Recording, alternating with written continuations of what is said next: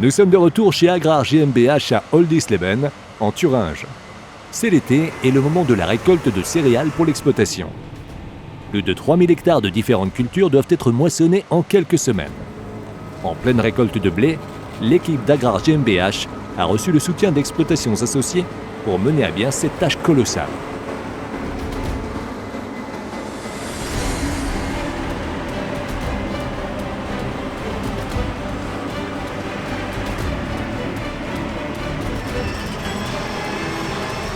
En plus des 4 moissonneuses-batteuses de l'entreprise, 3 autres machines de récolte ont été mises à contribution.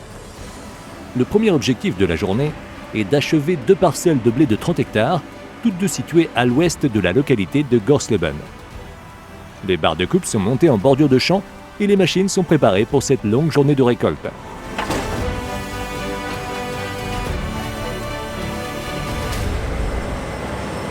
L'une après l'autre, les moissonneuses commencent à travailler le champ. Avec 1400 hectares de culture, le blé représente la plus grande partie de la récolte de cette exploitation agricole. Outre le blé, on doit également moissonner de l'orge, du colza et du tournesol dans les semaines qui viennent.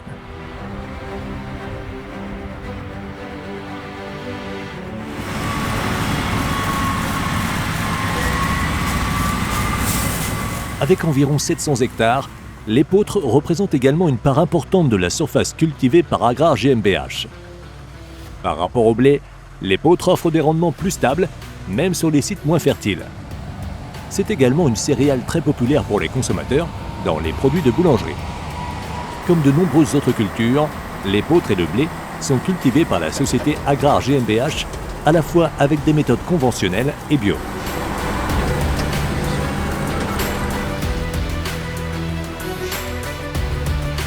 Selon les services météorologiques allemands, Oldiesleben se trouve à proximité immédiate de l'endroit le plus sec d'Allemagne à l'heure actuelle.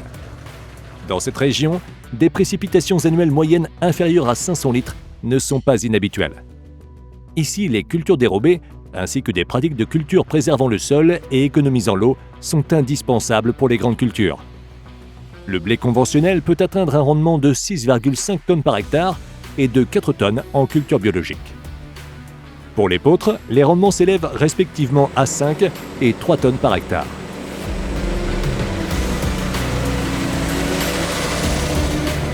Le déchômage se déroule parallèlement à la moisson, car malgré la puissance des machines, il ne serait pas possible autrement de préparer les champs avant les semis des cultures d'hiver. 3 tracteurs à chenilles, un Challenger, un Quad-Track et un Versatile se chargent du déchômage.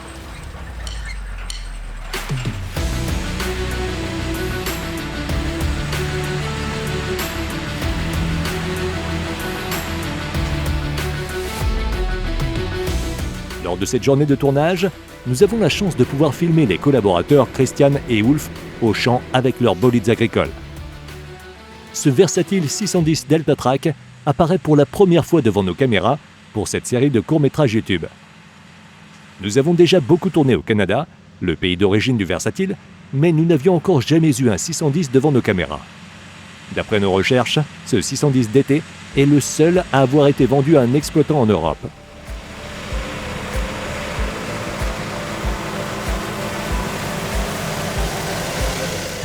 Ce géant profite des 610 chevaux d'un moteur Cummins 6 cylindres de 15 litres de cylindrée.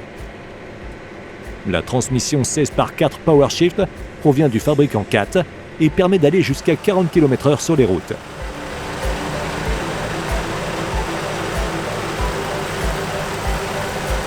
Christian, un des collaborateurs, conduit la chenille d'environ 27 tonnes.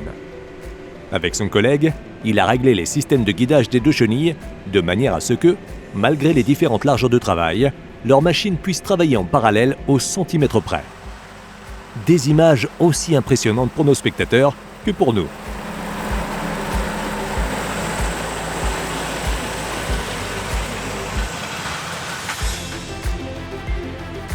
Agrar GmbH Oldiesleben peut travailler entièrement avec ses propres machines.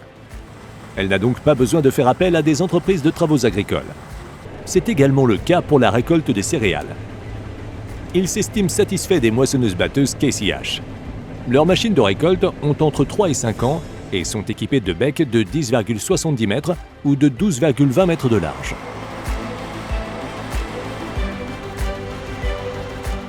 Ils sont cependant particulièrement intéressés par la technologie de récolte du fabricant russe Rostselmash. Sur cette exploitation, en 3 ans, ces véhicules ont su convaincre à l'utilisation. La moissonneuse-batteuse à rotor Torom 770, la plus puissante de Rostselmash, en est déjà à sa 3e saison de récolte chez Agrar GmbH.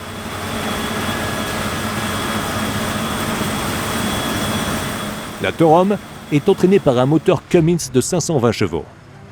De nombreuses pièces du système hydraulique et d'entraînement proviennent de fabricants occidentaux. La trémie à grains peut contenir 12 300 litres et la barre de coupe a une largeur de 9 mètres. Cette moissonneuse-batteuse a la particularité de posséder un contrebatteur rotatif avec une séparation à 360 degrés. Le coût d'acquisition de la Torom 770 s'élève à environ 240 000 € net. À cela vient s'ajouter le prix des chenilles Zuidberg.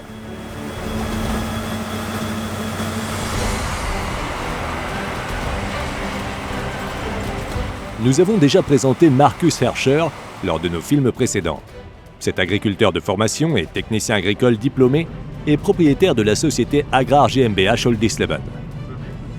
Après 3 ans d'expérience pratique avec les machines, il prendra en charge la distribution exclusive de Rostselmash dans les régions du centre et de l'est de l'Allemagne à partir de l'automne 2020.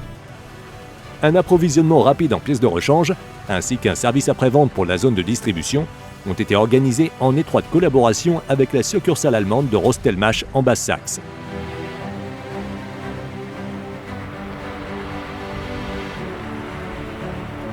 Lors de notre journée de tournage, il testait également la plus petite moissonneuse-batteuse Rostselmash actuellement disponible pour l'Allemagne. La Nova de 175 chevaux fonctionne avec un système de battage à 4 secoueurs et une trémie à grains de 4 900 litres. Avec une barre de coupe de 5 mètres, le prix de vente de la Nova est d'environ 95 000 € net. Elle s'adresse donc avant tout aux petites et moyennes exploitations qui souhaitent se mécaniser elles-mêmes ou s'affranchir des entrepreneurs de travaux agricoles.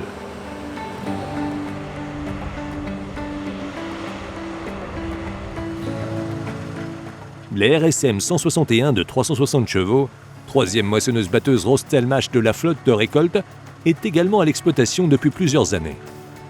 Cette machine à 6 secoueurs offre une puissance intermédiaire et dispose d'une barre de coupe de 9 mètres ainsi que d'une trémie à grains de 10 500 litres. La moissonneuse-batteuse est vendue à environ 180 000 € net, prête pour la récolte avec son système de direction. Pour Agrar GmbH Oldtisleben, les moissonneuses moins chères mais encore performantes de Rostselmash représentent une bonne alternative aux autres véhicules à prix élevé disponibles sur le marché. En effet, les coûts d'achat, d'entretien et de réparation des machines n'ont cessé d'augmenter ces dernières années, alors que le prix du blé a plutôt stagné, voire baissé.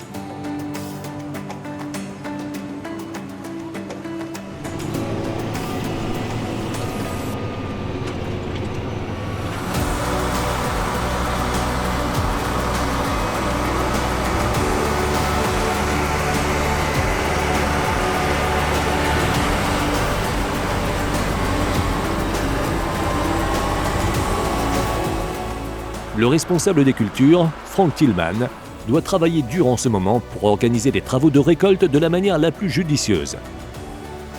Les 4 moissonneuses-batteuses de l'entreprise permettent de récolter 160 à 240 hectares par jour. Grâce à l'aide de 3 autres machines, elles travaillent encore plus vite ces jours-ci. Mais le soir, la rosée envahit les champs le long de la rivière Unstrut.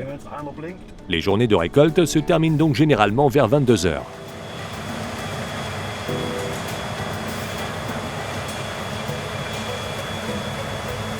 Nous laissons la Thuringe et Agrar GmbH Oldtisleben avec ces images impressionnantes. Mais ce n'est qu'un au revoir. Nous poursuivrons cette série de courts-métrages avec la récolte du maïs. Comme toujours, n'oubliez pas de liker cette vidéo ou de nous laisser un commentaire. Et consultez www.farmworld.tv pour plus de vidéos passionnantes sur les machines agricoles russes.